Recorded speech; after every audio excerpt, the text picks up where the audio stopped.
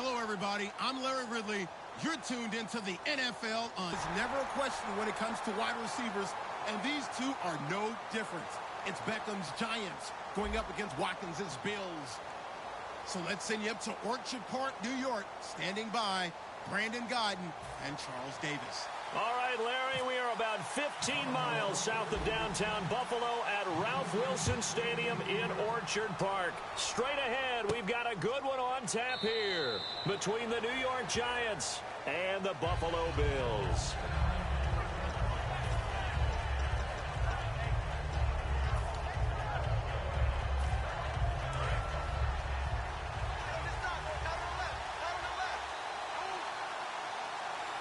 They'll send Beckham alone to the left side.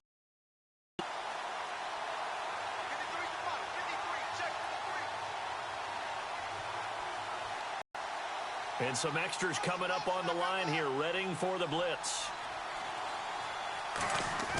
They go play action here on first down. Oh, he's going to take a shot right away. Trying to get it to Beckham, and it's intercepted. Picked off by Aaron Williams. And they're going to set up shop at the 27-yard line. Sometimes I think even Eli falls into the trap of thinking that Beckham can catch anything. Here it's a throw that I wish he could have back, because even OBJ wasn't going to be able to get his hands on that one.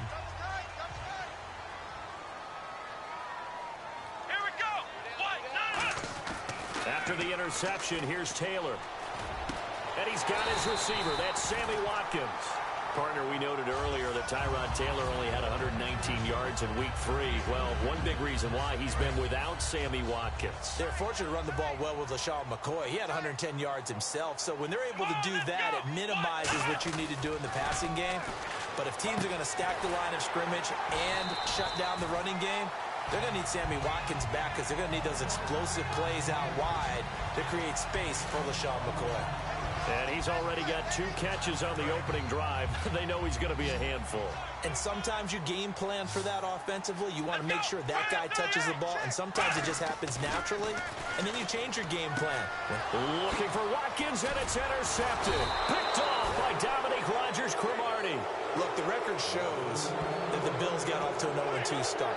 And things weren't exactly rosy in Buffalo. But how about that defensive performance against one of the most high-powered offenses in the league in the Arizona Cardinals? They had 4 straight 3-and-outs in that game. They looked like a different unit. They look like a Rex Ryan defense. Exactly what he preaches. Getting to the football fast, making big plays, taking care of all the gaps. They look like a cohesive unit against the Cardinals. It's a gain of 11 yards that time, and it produces a new set of downs. They ran that one well, and not only did they pick up a nice chunk of yardage on the screen, they sent a message to the defense. Rush the passer all you want, but you better be careful. We can hit you going back the other direction.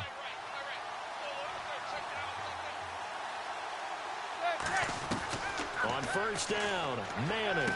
And bringing it in right side here, Beckham. When you're a lockdown corner in the NFL, you're supposed to travel with the #1 receiver. And Josh Norman of Washington, he didn't do that in the first couple of games. Wasn't their defensive strategy. But he did for Odell Beckham Jr. of the Giants. Yeah, he was on him for 53 of the 61 snaps in that game that Beckham played. But Beckham did still have over 120 yards. But no touchdowns.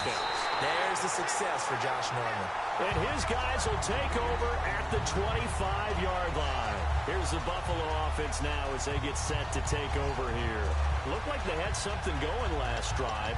Then the interception happened. Will they recover? The memory they need to keep with them is that they did have something going. They were moving the ball on offense, had a nice sequence going. Don't worry about the other part. You can't get that back.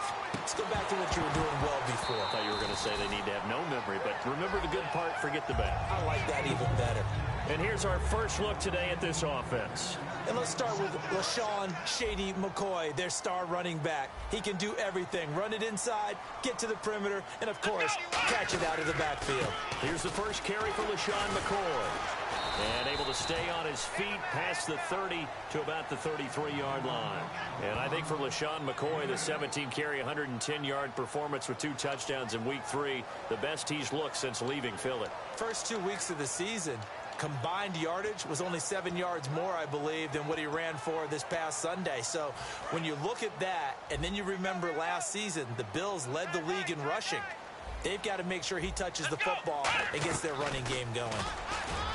To throw is Taylor. And got a man. It's Woods. They get 6 on the pickup there as the drive will continue. Did you see that route the way that I did? I thought he was trying to get deep. Yeah, that wasn't the first option. No, not it came off of that guy, the deep guy, and came underneath on the drag. Completed it very well. Here's Taylor. And incomplete. Sammy Watkins, the intended receiver. And that'll make it 2nd and 10. And we look now at the defense for the Giants. Janoris Jenkins combines excellent coverage ability with supreme confidence in himself. He thinks that no one is going to catch a pass in his area. Calls himself Clamp City. Looking again for Watkins, and this time that's complete. 6 yards on the pickup, and all of a sudden here it's 3rd down.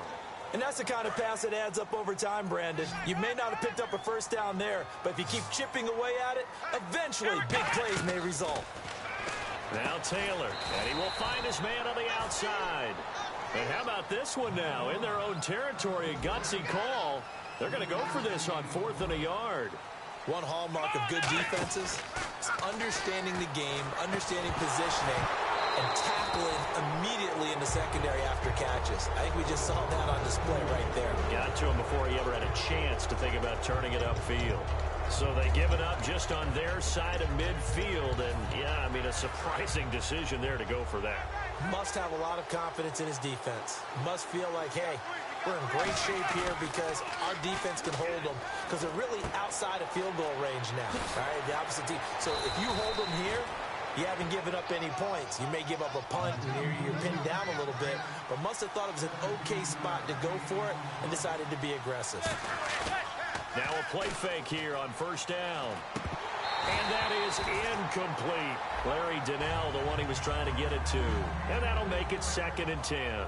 And here's the offense today that hopes to get off to a strong start. So the incomplete pass brings up 2nd down.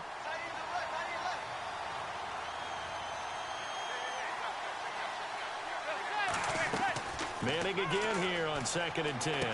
He finds his target, Beckham. And he'll be a little shy of the 25 here at the 26-yard line.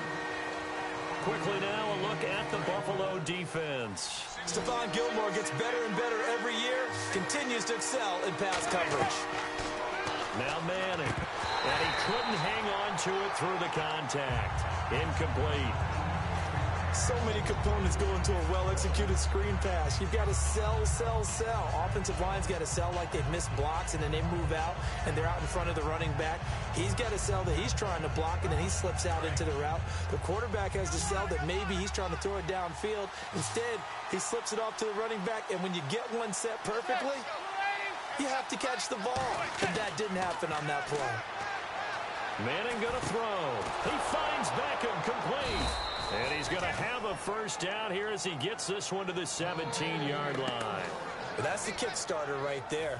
Eli Manning finding his guy, Odell Beckham Jr. Yeah, it's a deadly combination, isn't it? It really is, but what really makes it work is just how unflappable Eli is with his demeanor, able to maintain his calm and his poise. Because we know, OBJ, he can run pretty hot and get excited out there. Sometimes just one-handed grabs for him. It doesn't matter what it is. Just throw it up there. He'll go get it.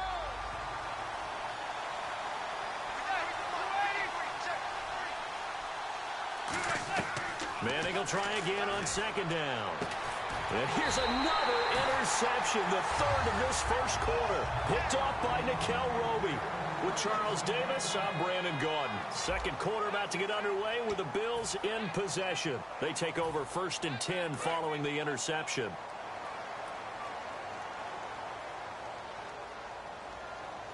Let's go! After the interception, here's Taylor. And this one is incomplete. Well, partner, in the spirit of debate season, let's go with this topic. Okay. A team so far that hasn't done very well that you still like a lot. Arizona. That's who I would propose that we talk about. Is that okay? Is that you good go, for the you topic? go. I'll finish with mine. You okay, go. I'm going to say Arizona. 1-2 start. He's got a man complete.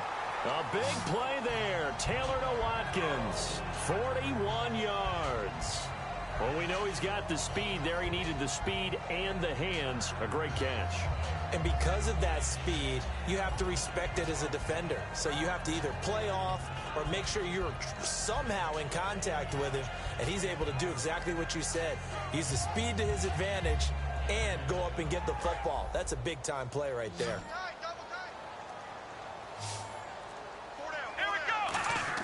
On 1st and 10, it's Taylor. And no escaping this time as he'll go down. They got him for a sack. The game plan for any defense is finding ways to make a quarterback uncomfortable in the pocket. When you bring pressure from all angles, you never know who's going to get home. In this case, the left cornerback, right in the face of him, puts him down. A good pickup there of 20 yards. And a really good gain there on the post route. Partner, how do you know to go to that pass? When you're running the ball effectively and the safety likes to dive up there to try and help tackle, that's when you want to hit him over the top of the post in the area he vacates. And he's brought down. It's a 10-yard pickup, and it moves the chains. Absolutely love the run right there. This guy's known for his quickness, but also for his speed. He's able to get to the second level almost before you blink if you give him any type of blocking. Always talk about slot receivers, and they're usually known as quicker than fast. In this case, we've got a guy who's quick and fast, and he used it to great advantage. And they'll keep on the ground with McCoy. And power running here down to the 6-yard line. 8 yards on the pickup, and now they'll have some options on 2nd and short. This drive is turning into an extended one, and the guy carrying the ball, he's becoming more like a body blows guy. Every carry is putting some damage on the defense. So after a while, I'm not too sure how many guys are going to want to run up and tackle him. Not too many more ideal situations at 2nd and 2 in order to try and pick up a first down. They ran it and picked it up. So now it's 1st and goal. They'll try and run it with McCoy. And he'll get him a bit closer as he's down to the 2-yard line. Only a yard that time, 2nd and goal. And the 8th play on this drive coming up. Looking at this now, you got a couple more cracks here this close. Sneak it? I don't think you even go into a huddle. Just line up, snap it, and fall in behind those guys into the end zone. 2nd and goal from the 2-yard line. Now Taylor with a draw to McCoy. He lost 4 there, and it's 3rd down. There's another example of why they haven't scored any points so far. I think it's time to abandon the run game, spread things out, and go to the air. It certainly can't be any worse. Now whistles come in. We're going to get a timeout here by the offense. They'll have 2 remaining as we step aside here in this 2nd quarter.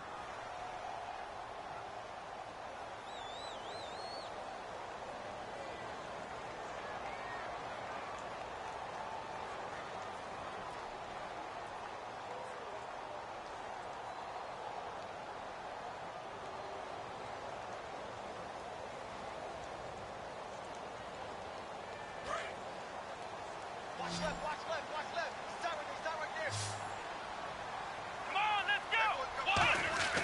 On 3rd and goal, Taylor. And he's going to go down. Sacked back at the 13-yard line. And that sack brings up 4th and goal, a loss of 7. Big play.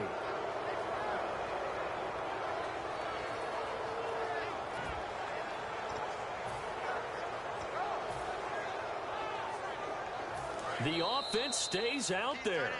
A big challenge here from this far back, but they're going for it on 4th and goal. The offense stays out there. A big challenge here from this far back, but they're going for it on 4th and goal. 4th down, here's Taylor, and he'll take it into the end zone for a Buffalo touchdown. Charles Clay, a 12-yard touchdown grab. And the Bills have taken the lead. Boy, it's nice to have that big, reliable target you can go to. Each and every time. A lot of people see that position as a fallback. Throw it to them when all else fails. Not at all. This guy can make plays, and that's exactly what he just did. Yeah, play here for a touchdown.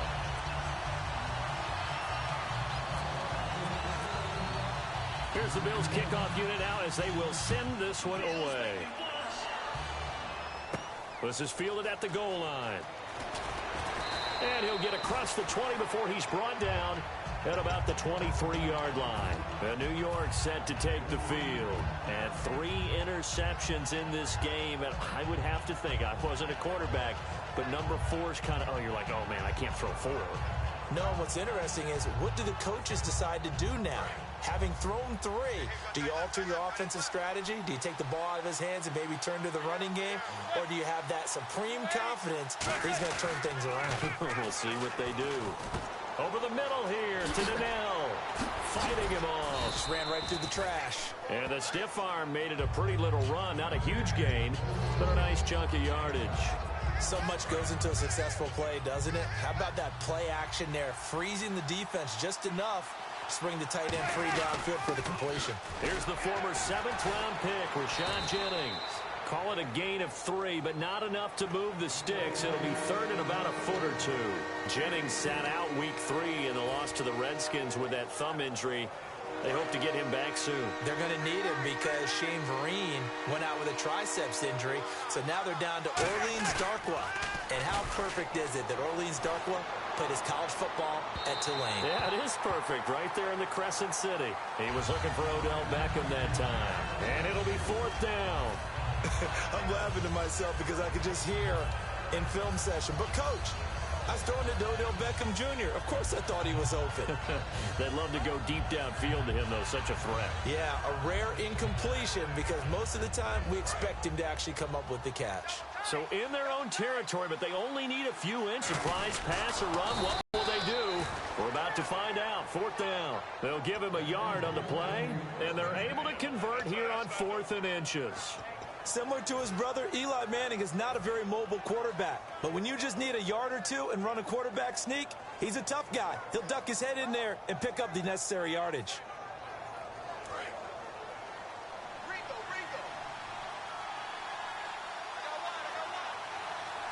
They'll send Beckham alone to the left side. In motion left is Cruz. Now this time Manning will throw. And now the ball comes out. Manning lost it. And unfortunately he's able to reel it back in, but it's going to go down as a big loss here on the play. Well, that was a big oops right there. But how about his ability to correct it? Loses the football, able to get it back himself. Yeah, pounced right back on it, keeps possession. Manning to throw on 2nd down. They go screenplay with Jennings. It's a gain of 9 yards. Going to be staring at a 3rd and long here. Now hold everything here. We're going to